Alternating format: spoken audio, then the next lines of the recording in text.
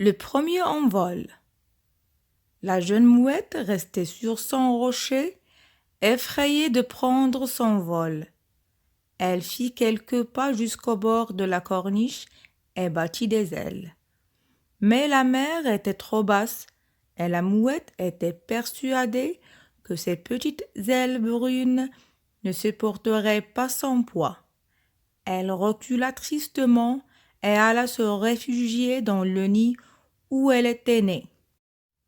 Elle avait pourtant vu son frère et sa sœur courir jusqu'au bord de la corniche, battre des ailes et s'envoler. Cela avait l'air tout simple, mais elle n'avait pas le courage d'en faire autant. Maintenant, ses parents l'appelaient, la menaçant de la laisser mourir de faim sur sa corniche si elle ne s'envolait pas. Non, elle ne pouvait pas bouger, elle avait trop peur.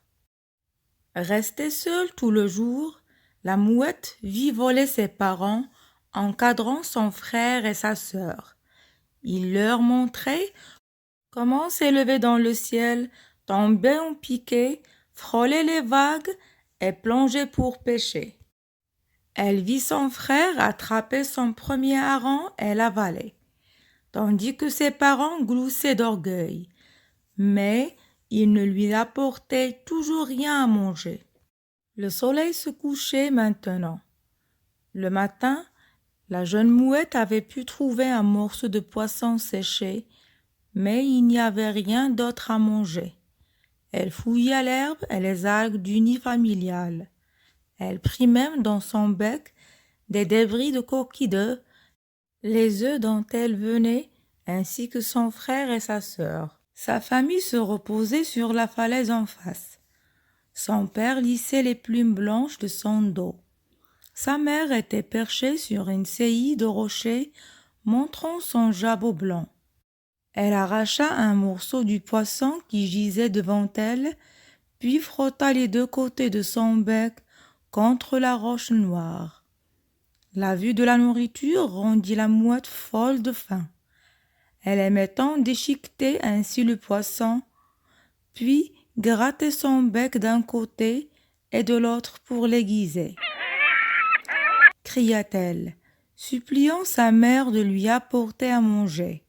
Elle l'appela longtemps, l'air pitoyable, puis poussa un cri joyeux. Sa mère avait pris dans son bec un morceau de poisson et volait vers elle. La petite mouette se pencha avec avidité, piétinant le rocher d'impatience, essayant de se rapprocher. Mais, arrivée juste en face d'elle, sa mère ralentit et s'arrêta, les pattes en avant, les ailes largement ouvertes, battant à peine.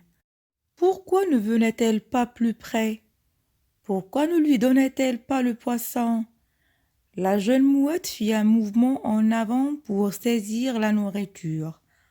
Alors, avec un grand cri, elle tomba du rebord de la falaise et s'enfonça dans l'espace. Elle dépassa sa mère et tomba, écoutant le bruissement des ailes de sa mère. Saisie de frayeur, son cœur se figea. Elle n'entendait plus rien. Mais cela ne dura qu'un instant. Subitement, elle sentit ses ailes se déployer et leurs extrémités fendre l'air. Elle ne tombait plus. Elle descendait doucement en planant. Elle n'était déjà plus effrayée, un peu étourdie seulement. Alors, d'un grand battement d'ailes, elle s'éleva dans le ciel, criant de joie. Battant encore des ailes, elle s'éleva plus haut. Redressant sa poitrine, elle fit face au vent. « Voilà qui est bien !» cria sa mère en s'élevant au-dessus d'elle. La petite répondit d'un cri, puis elle oublia qu'elle ne savait pas voler depuis longtemps, commença à descendre en piqué et à remonter. Elle se rapprocha de l'eau, volant au ras de son étendue transparente. Elle vit les vaguelettes blanches émouvantes de la mer d'émeraude, sur lesquelles sa famille se posait. Il lui faisait signe d'approcher, l'appelait. La jeune mouette tendit ses pattes en avant pour se poser sur l'eau. Mais ses pattes s'enfoncèrent. Hurlant de frayeur, elle tenta de se soulever en battant des ailes. Mais ses pattes s'enfoncèrent encore et son ventre toucha l'eau. La petite mouette ne sombra pas. Elle flottait. Autour d'elle, les membres de sa famille lui criaient des félicitations, lui proposant des morceaux de poisson. La petite mouette avait fait son premier vol.